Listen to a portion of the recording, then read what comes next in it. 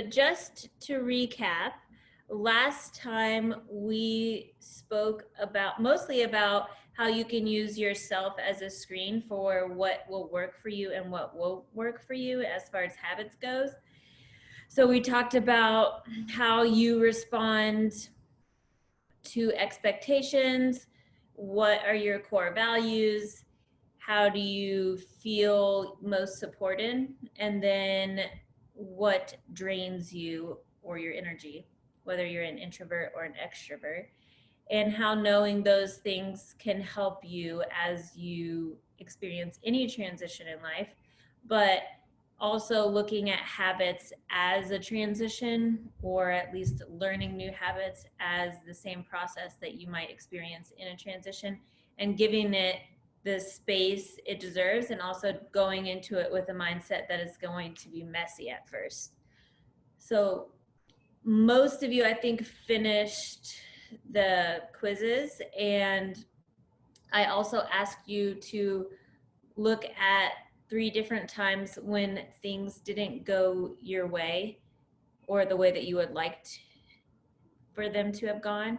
And so if you have those, that's okay. If not, then I'll give a little bit of time to maybe come up with some of those instances that we can use towards the end after we talk about the framework that we're going to be looking at those through. Okay. So today we'll start with the talk on transitions. I mentioned it before, but we're going to just retouch on respecting transitions, and that you require more support and that they require more time than we often give them credit for. And I can't talk about this subject without talking about birth, because one, that's mostly the work I do, and obviously I'm pregnant now, so it's kind of on my mind. But at the end of labor, there is a point called transition, and it's right before the woman starts pushing, if she is having a natural vaginal labor. And during that time, most women feel like they cannot do it anymore. And in fact, almost every time before I learned about, oh, this is actually a thing, like I'm supposed to want to give up right now, I would look to Sean and I would say, I just can't do this anymore. And then probably 30 minutes later, the baby would be there.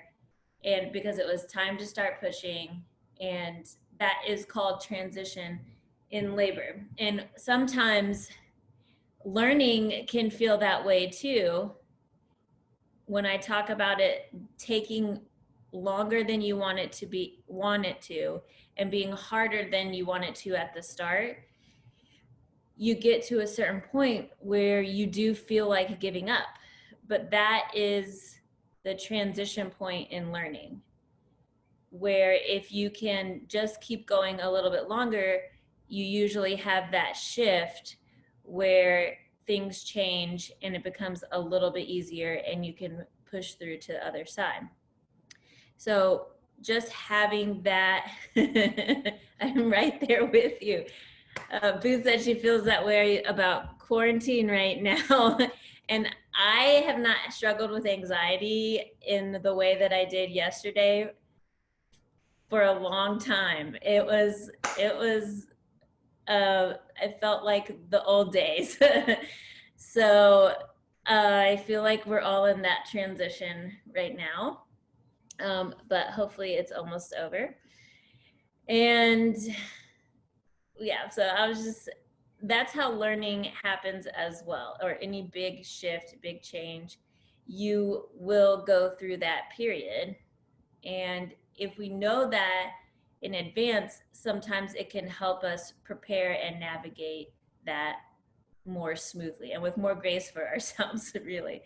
Like, we know we're not going to want to do it. We know we are going to want to give up, and that's okay. When we get to that point, it's almost like, oh, we're almost done, instead of beating ourselves up about it. Okay, so that is just the recap. And today we will talk more about failure and the process itself and how we can, why we respond negatively a lot of times to that, and how we can navigate that or continue to expand our awareness around that. The first thing that I want to talk about is why we respond negatively to situations where we feel a lot of turmoil or where we don't make decisions that align with who we thought we were, or when we feel as if we have failed at a certain decision or we are failing currently at building a new habit. To talk about this in more depth, I'm going to screen share this little graphic with you, and this is based on the work of Bill Tolbert, and he talks about a lot of things, but learning and the territories of experience, how they correlate with development, and then how in the moment our knowledge and awareness of those territories of experience limit the amount of feedback that we can handle in the moment at one time. So let me share this with you.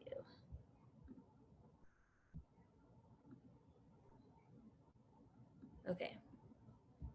Hopefully you can see it. All right, give me a thumbs up if you can see that. Good. All right. So first thing we'll talk about is the feedback loops over here. And this is talking about in the moment. So a lot of times we don't give ourselves credit for the amount of information and conditioning that we are dealing with at any one point where we're experiencing that internal feeling of turmoil or resistance. And that this talks about what our brains are trying to deal with and how little of that we're actually aware of in the moment, typically. So our brains are trying to process all three of these arrows or these loops, and we are limited by these circles over here and how much of experience and intention we have brought through our practices to these areas. So the first loop that we might experience in the moment are behaviors and operations. What that might look like is, are we able to perceive external events? What is happening? We'll just say the weather and how it affects your behaviors, and make adjustments based on that feedback. So I was going to go for a walk. Now it's raining. I'm going to be changing my behavior. In work, that might look like you have experienced your boss as a certain person and you make assumptions based on your previous experience about their behaviors and how your actions affect their behaviors. And so when you see that they're upset, you might assume that it was because of a certain behavior. Or when you feel like acting in a certain way, you might feel nervous or stressed out because you assume that they're going to behave in a certain way if you take that action. So it's mostly based on external behaviors, external events, and that correlates with our first territory of experience, which we'll talk about in a little bit, at least mostly. The double loop feedback is our actual strategy for approaching a situation, the structures that are at play, and our goals or the goals of the system that we're interacting with. So that could be our family, that could be our community, that could be our work or our job structures, and it includes society as well. So societal influences and how those impact our moment to moment. Many of us are not aware of this or able to be aware of it in the moment. A lot of us don't even consider the societal influences that might be impacting our decisions.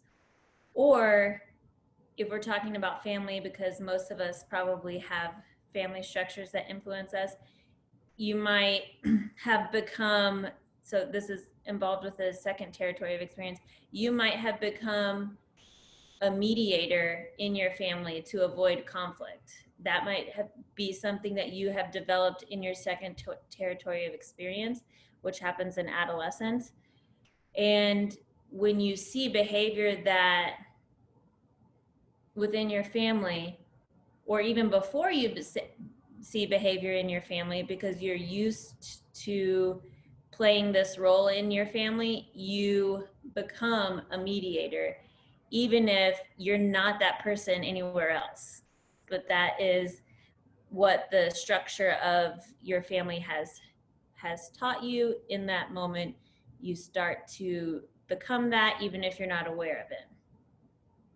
The triple loop is your actual attention itself, your intentions for that moment or that situation or that decision, and the overall vision, your overall vision of your ability to see all these things at play.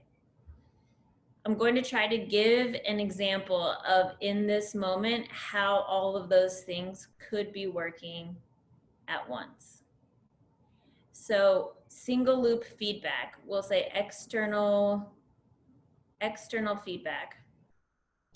That might be the actual chair that you're sitting on and how you're observing it as an object, how your weight affects it or how it affects you.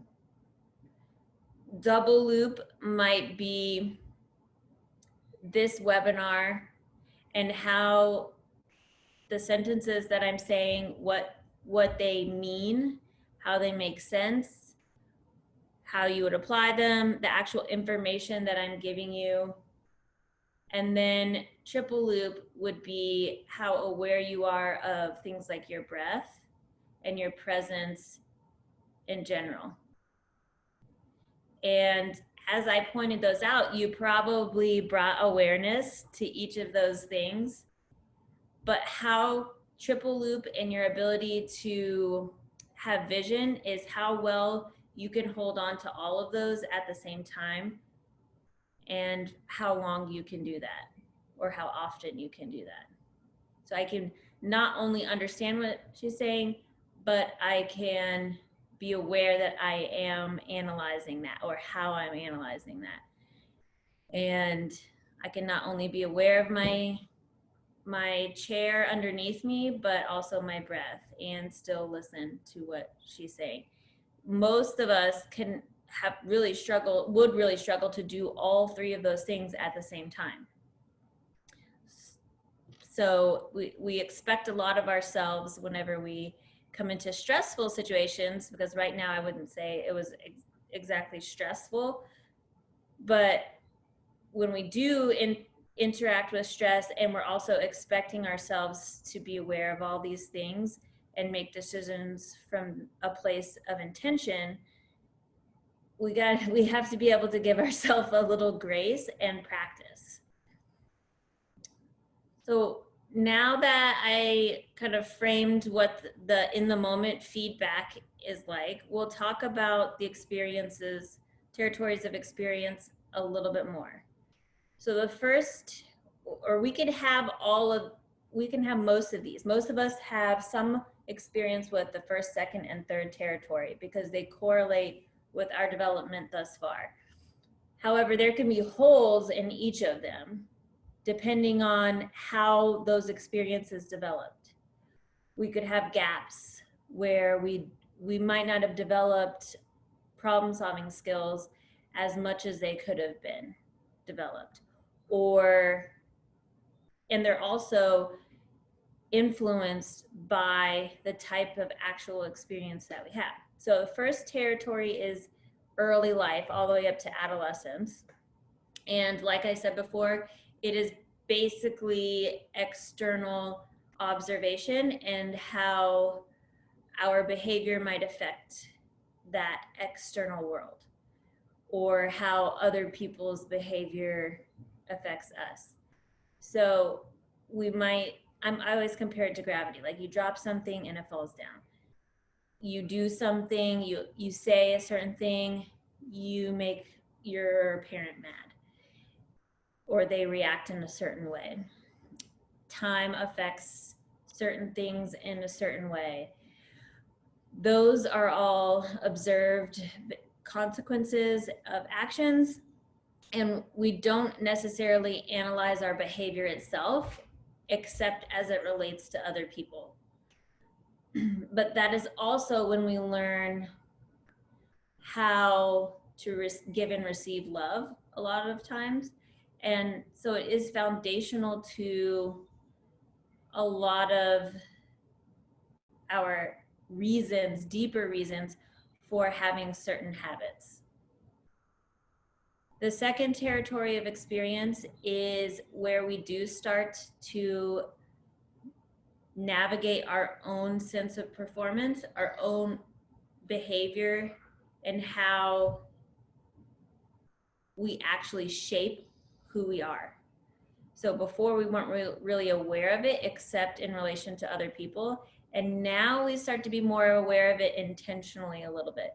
So that might look like changing how we act based on who we're with. And you can see this in adolescence. A lot of times we try to stop this behavior. Like, just be yourself. But it is an important part of it's an important part of development. It's teaching us something. And really, that is how we start to figure out who we want to be. So we might become the leader in our peer group or the follower.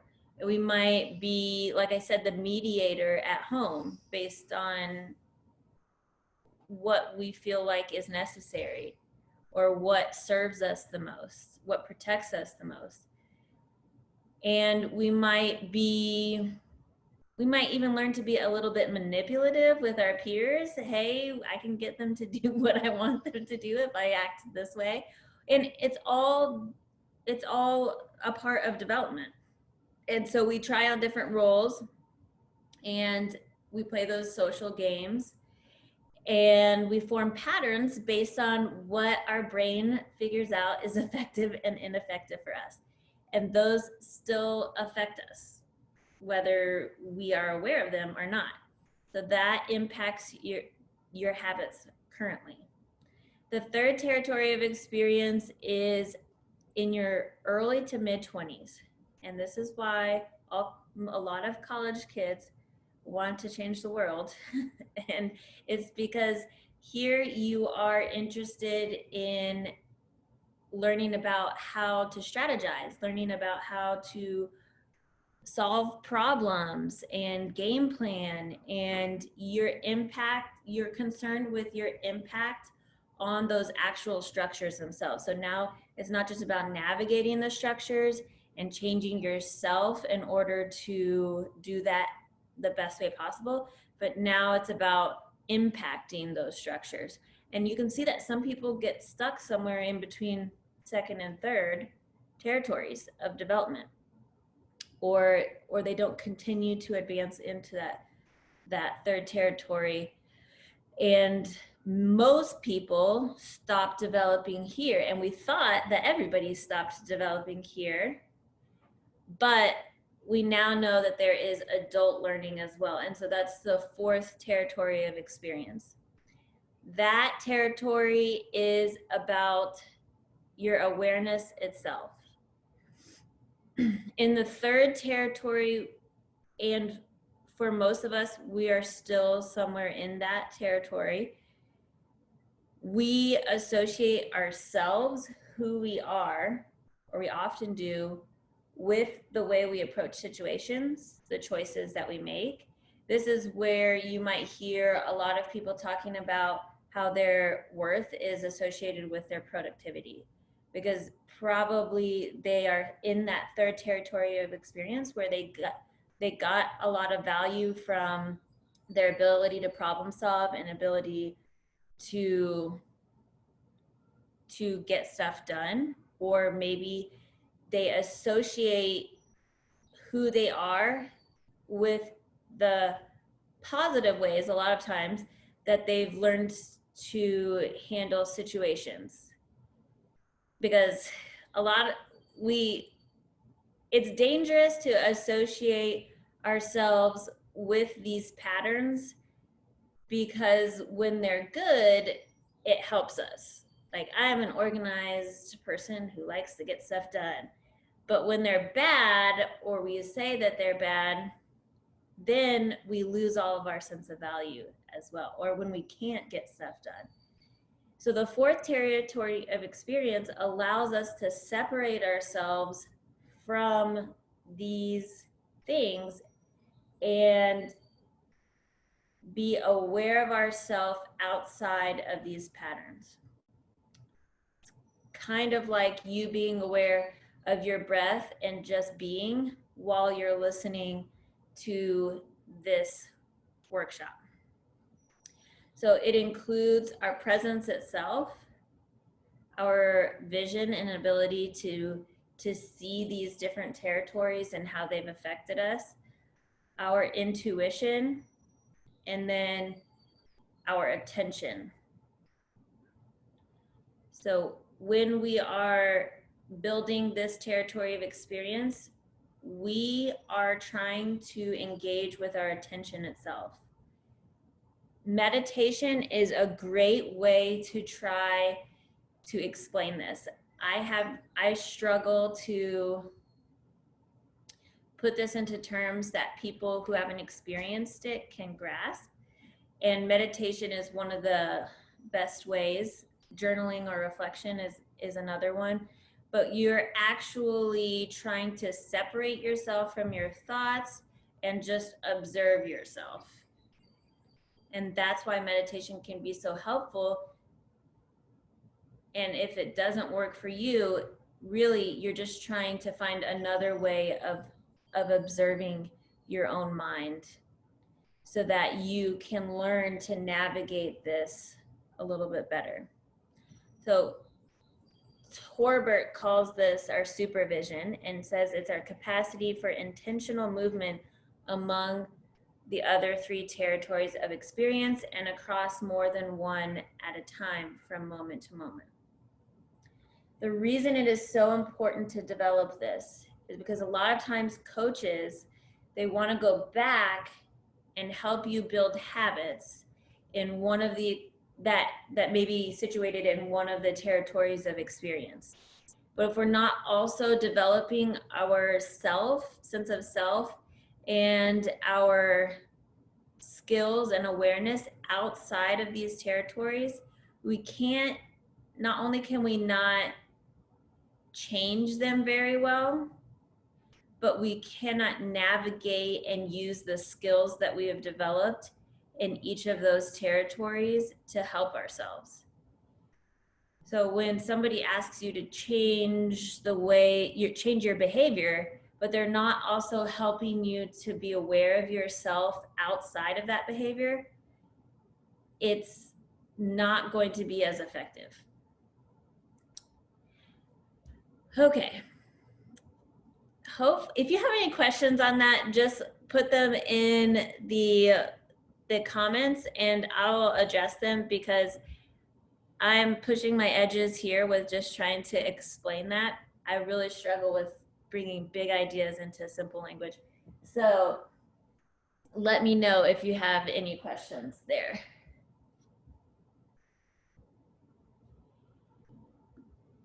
Okay.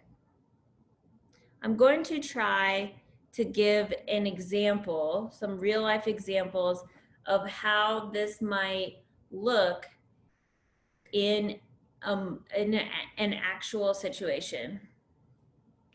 So let's say you were at work and you are somebody maybe in a leadership position at work.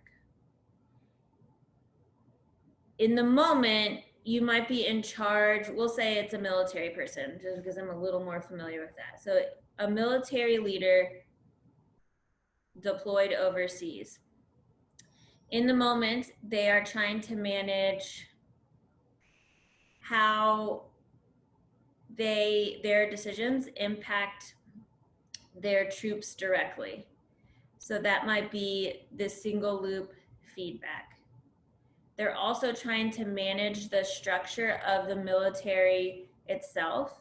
So who's in charge of them, their chain of command, and how they are perceived as a leader within that. So that's that role playing. What has given them their value as a leader? It gets a little tricky with the double loop feedback because there's usually more than one thing at play there. They also have to manage how their higher ups view them in relation to getting promoted and their career in general. So they're managing those three things at the single and double loop feedback loop. In a moment where those conflict, for instance, we could bring up the recent Navy captain, where he's trying to take care of his troops. And he feels morally that to be a good captain, that's how he's perceived as a leader, and to manage the effects of the situation at hand, just single loop feedback of, hey, we have this coronavirus on deck. I need to take care of my people. Here's a decision that I think is good there. Here's why I think it's good. This is what makes me a good leader. My troops trust me. And then chain of command, I'm going to push this up the chain of command. It doesn't get the response that he needs. Now he has that conflict of values or conflict of experiences that he has to make a decision from. And in the moment, if he's not aware that those things are conflicting, it's difficult to prioritize which one means more to you, to understand the effects of those, and to do something make the decision that is the most mutually beneficial. So not just for him, but for his people, and in a way, possibly, that could benefit his chain of command as well. He decided to send out an email to a lot of people that would get a specific response that he felt was best for his troops and the situation at hand. With a little bit more distance, possibly he could, I don't know, obviously wasn't in this situation, but possibly he could have found an even better solution that would have worked for his troops, for him, and for his chain of command. That is an example of the in the moment territory of experience. Give me a thumbs up if that made sense. Okay, good. All right. So, okay, what we are going to talk about now is how you can apply this to your own life and your own experiences. So I'm going to have you take those reflections that I asked you to work on. And if you haven't had a chance to write those down, I am going to give you a few points that you can use. So it's going to be 2 or 3 either current or ongoing issues that are not going the way that you would like, recurrent difficulties with a particular person, or long ago incidents that you still wonder about or feel hurt by. So we just need 2 or 3 of those. I'm going to give you a couple of minutes to maybe write those down. That was current ongoing issues, recurrent difficulties with a particular person, or long ago incidents that you still wonder about or feel hurt by.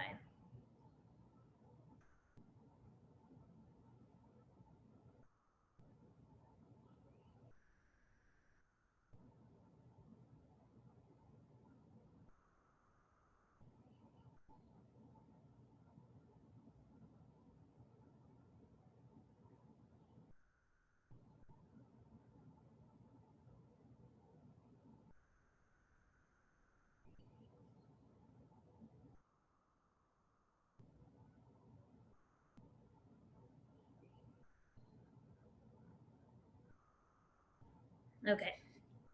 So I'm going to stop the screen share right now. All right. So the first step is to notice how limited our awareness is in that actual situation. So using what we talked about with the triple loop, single, double, and triple loop feedback and the 4 territories of awareness, and knowing that if this is your first time trying to reflect on things like that, you don't have to catch everything.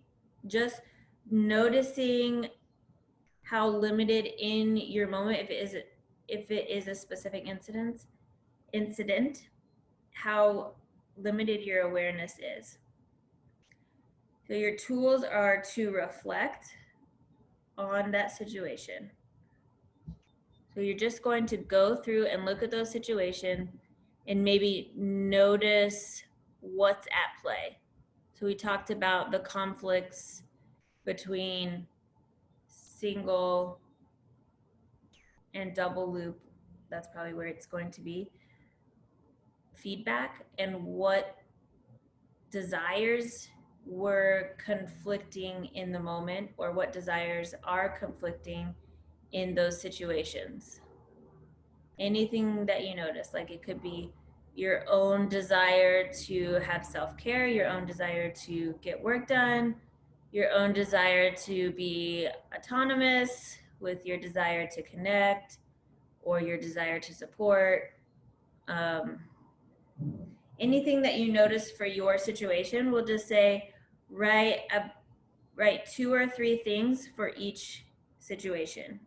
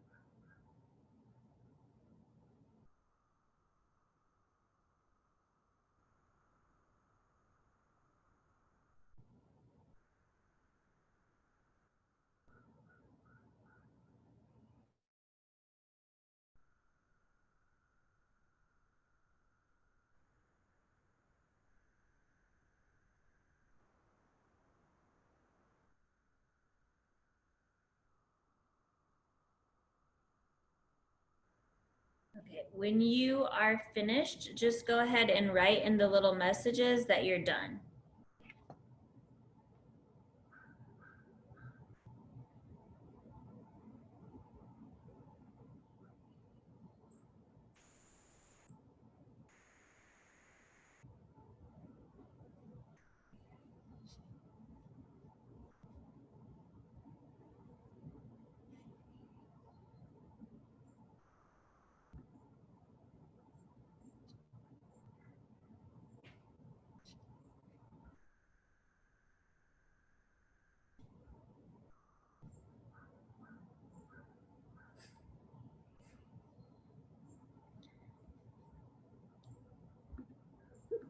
Okay. All right, so everybody should be done there. Okay, so the first thing that we did was notice. Notice based on feelings can be a great cue here, and you don't always have to understand your feelings deeply to use them as a flag that something's going on. So you're noticing that point of turmoil. And then you're reflecting on maybe what's at play or whatever you do notice about that situation. That is practicing the awareness of that fourth territory. And it will help you navigate and use the skills that you've learned in the previous three.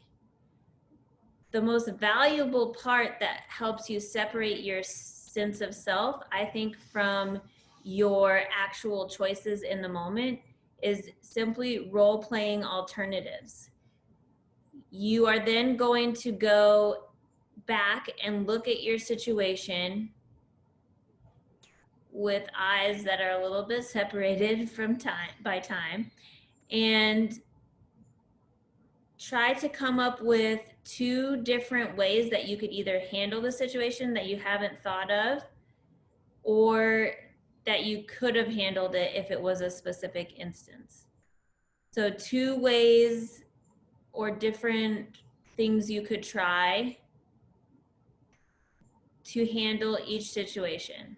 And that's the role playing alternative actions. So notice, reflect, and then role play alternative actions. You're going to go back and find two different ways you can handle the situation that you might not have thought of yet, or two different actions you could have taken if it was a specific instance.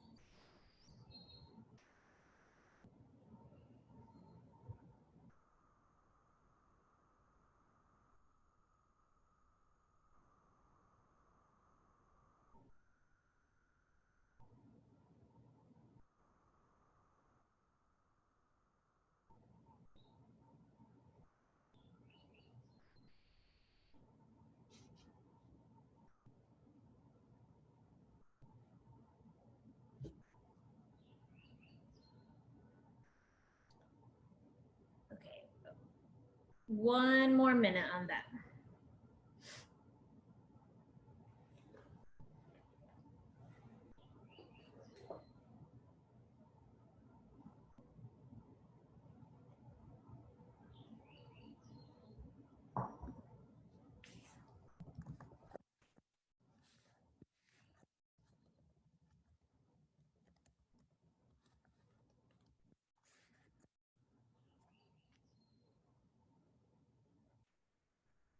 Okay.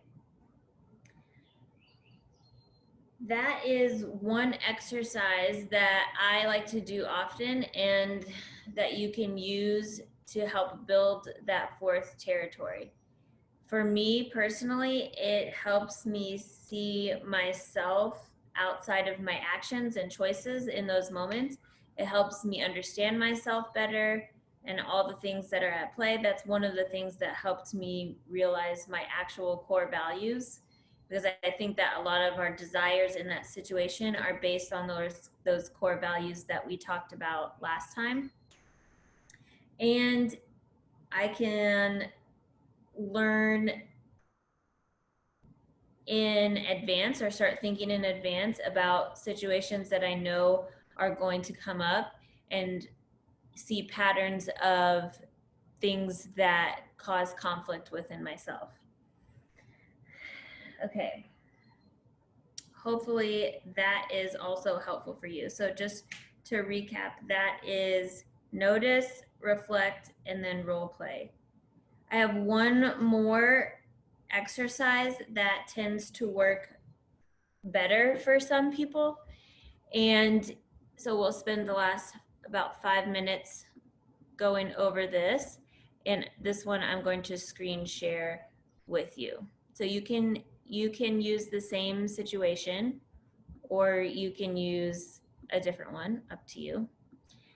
But this one is more in relation to habits specifically, and looking at goals through the lens that we have been talking about with habits, instead of just goal setting, like SMART goals and all that. It's all good, but I like to look at goals through a developmental standpoint. And this term, adaptive change, comes from, or was designed, maybe not designed by, but adapted by Logan Gelbrick, who is on Instagram as Functional Coach. And he does a really good job of explaining the difference between technical challenges and adaptive challenges.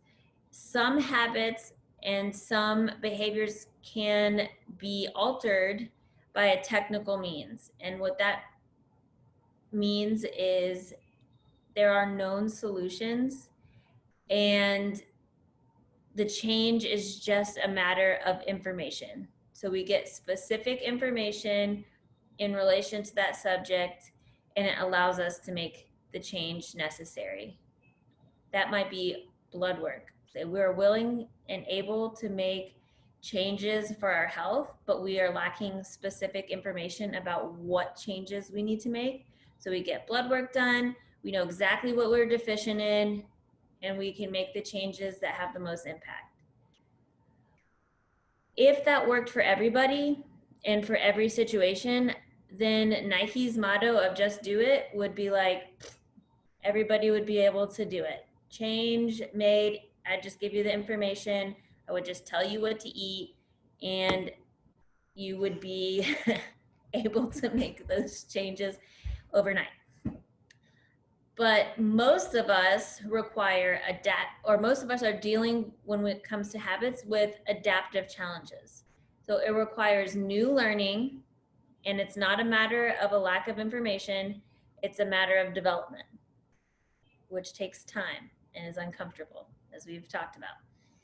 So this little framework helps you to see maybe where your assumptions are, and where he calls it your hidden competing commitments, so that you can get a better idea of where you need to change as a person and where you need to focus your attention in order to have the changes in your habits happen.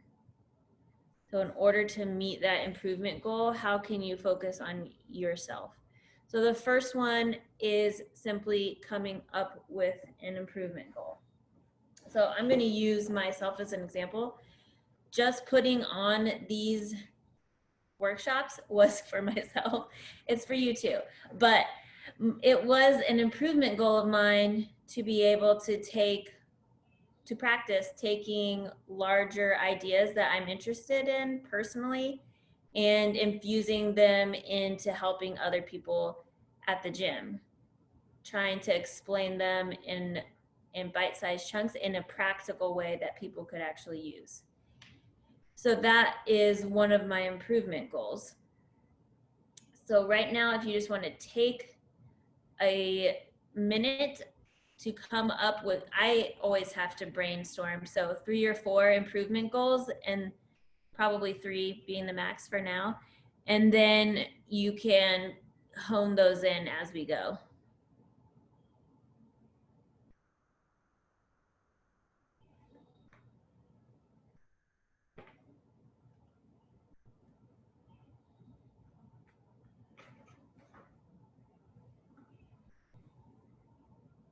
And it doesn't have to be something specific like mine. It could be like consistency in something or something nutrition related. It doesn't have to be anything like mine.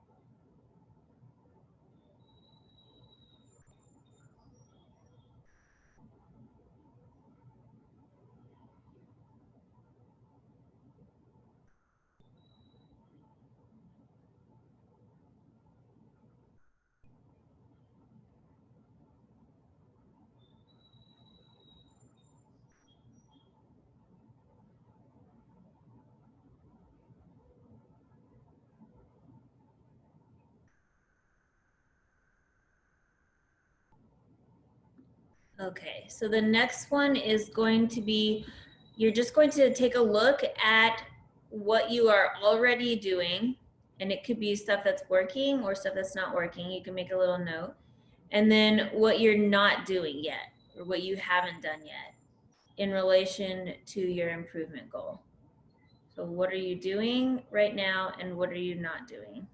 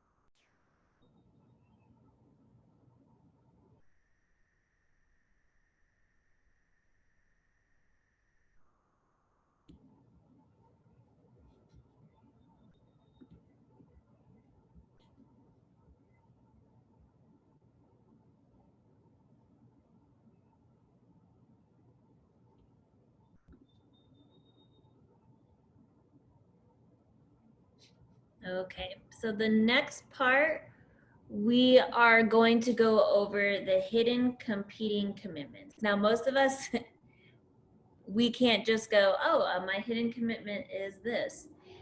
So what we'll start with is a worry box. So you're going to just create a list or brainstorming box of all the things that you're worried about that are related to this goal that you have. After you create the worry box, just give me a thumbs up and I'll tell you the next step before you do the competing commitments.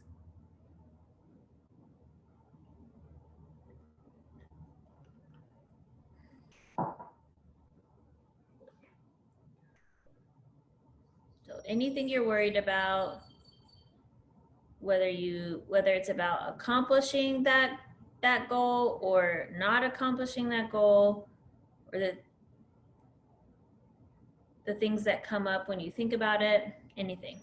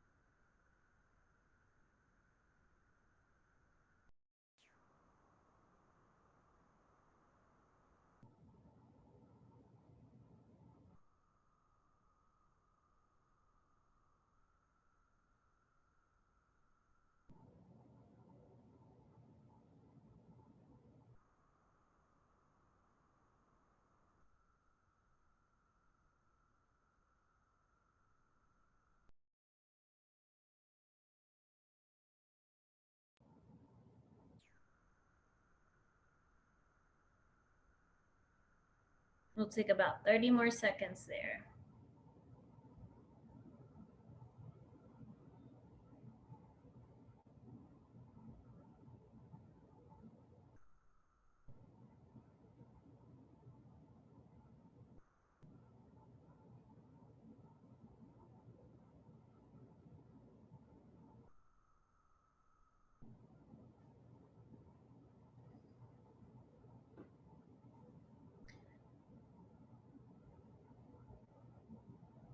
Okay, I'll finish up that last worry. And then you are going to take a look at all those worries and you are going to find the positive intention in those worries. I'm going to give an example using my goal. So my goal would be to incorporate more of my interests and larger developmental ideas into the actual work of working with people for movement. And some worries that I might have are that people are not going to care about that, and that it might take up a lot of time, more time from my family that I don't want to give up because I tend to hoard that. And then maybe another worry might be that I won't be able to do it very well and that it won't be useful because I do like to be useful to the people that I'm serving. So the positive intentions there might be that I want to prioritize my family. So when it comes to the time that I don't want to have taken away from them, I would write this as a commitment. So you'd say, I am committed to prioritizing my family. That is how you're going to take the positive attention and use it as a competing commitment. The other one is I am committed to being useful to my clients. So that's taking that worry, pulling out the positive intention, and writing the hidden commitment. And the last one might be I am committed to doing an excellent job on the things that I decide to undertake, or something like that. So take those worries. Maybe just for now, you can use the top 3 or 4. Pull out the positive intention and write a statement of commitment.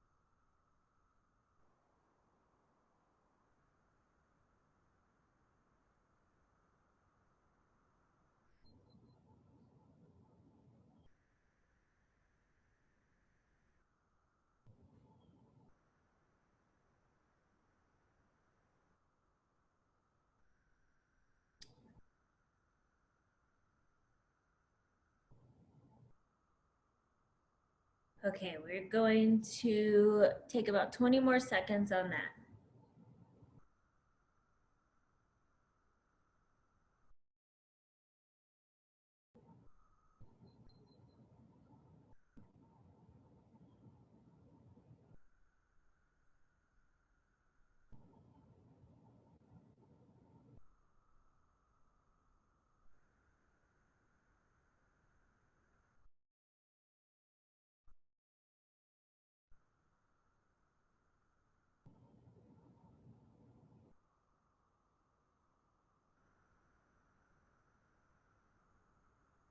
Okay, so the last thing is you're going to write your big assumption. So you're going to look at 1, 2, and 3, and you'll write an if then statement based on what you see there. So for me, if I looked at what my goal was, I saw that what I'm doing and not doing and how that lines up with my hidden commitments. I could see that what I'm not doing is being more intentional with my schedule, because my hidden commitment is to spend time with my family, but I'm not actually scheduling work time.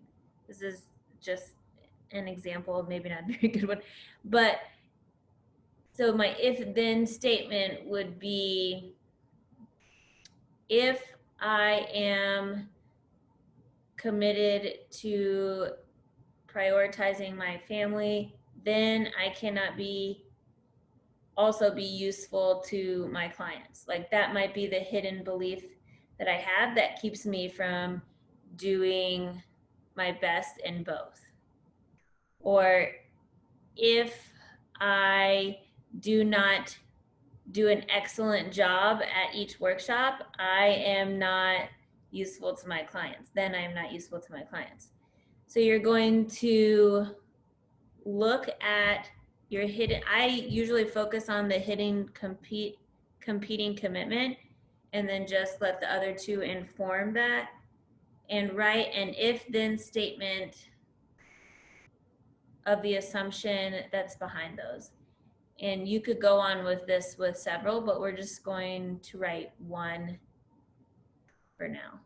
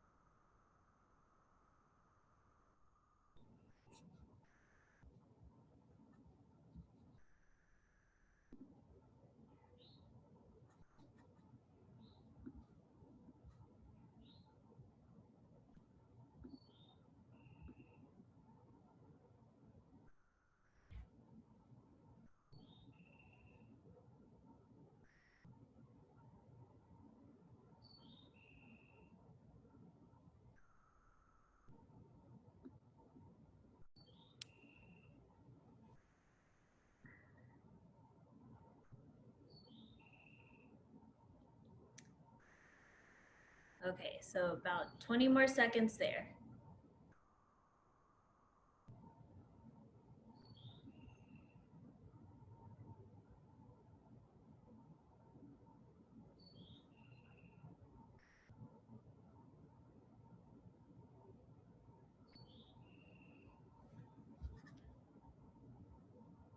All right.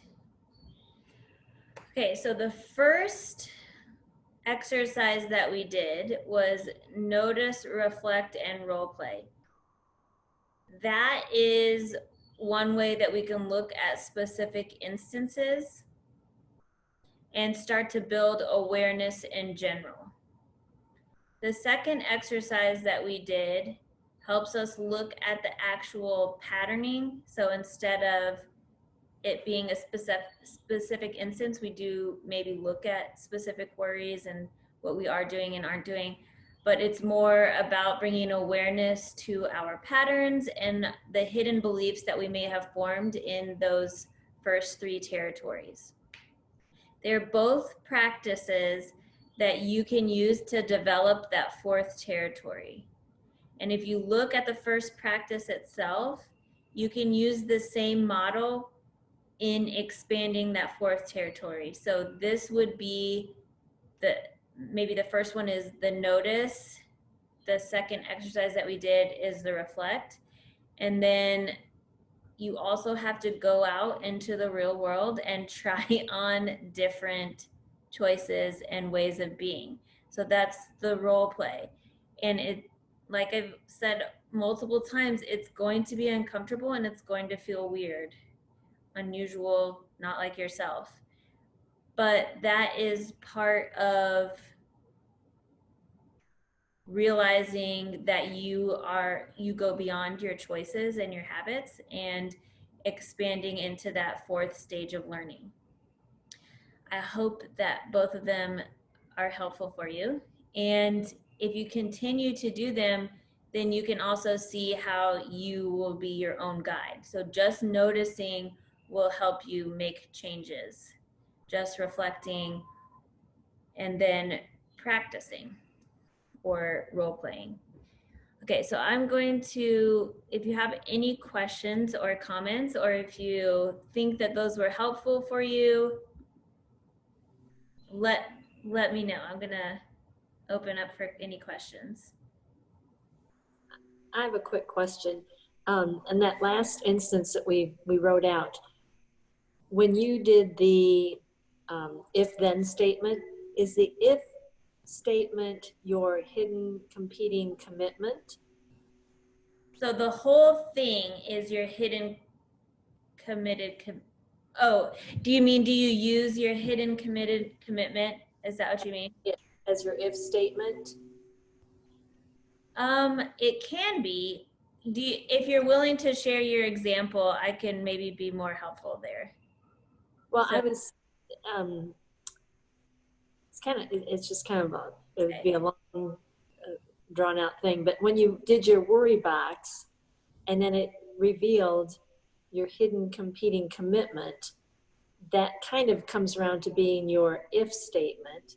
And if that does become your if statement, then what does that lead to? Like in your example, okay, so if I really value, that was a good thing that came out of your worry box. I really value family time. And then what was your then statement? Then I will make a habit of scheduling time. so it's more like something that's keeping you from doing changing your habit. So instead of putting your habit into the if then statement, for my example, it would be more I had two commitments that I found from my worry box that were competing with each other. So one might be that I'm committed to being useful to my clients. And the other commitment is I'm committed to prioritizing my family. So those are two commitments that I found, and they're both competing with each other. So my hidden belief might be that if I prioritize my family, then I can't be useful to my clients. Or if I'm useful to my clients, then I can't give my family as much. So you don't have to put the habit into your Okay, I see. Okay. statement. You're just looking at your commitments that are conflicting with each other and seeing what the belief is that drives those Okay. from being in conflict with each other. Why are they conflicting? Why are you worried that you can't serve your clients and your family at work? So this statement is more a realization of your belief than the then statement is a solution. Right. There doesn't have to be a solution there. It's just Okay. noticing what's maybe Okay. driving that. Yeah. Gotcha. Good question. Okay. So I am 15 minutes over 1 hour. So I'm going to go ahead and end this call. And if you have any more questions, though, I love to talk about this. So you can definitely message me, or when I post the recording, ask questions in the comments. And if you would like me to go through one of these in more depth, then I would love to do that as well. So you can just set up a Zoom call with me and we can do that. Thank you. You're welcome. You all have a great day. Yeah.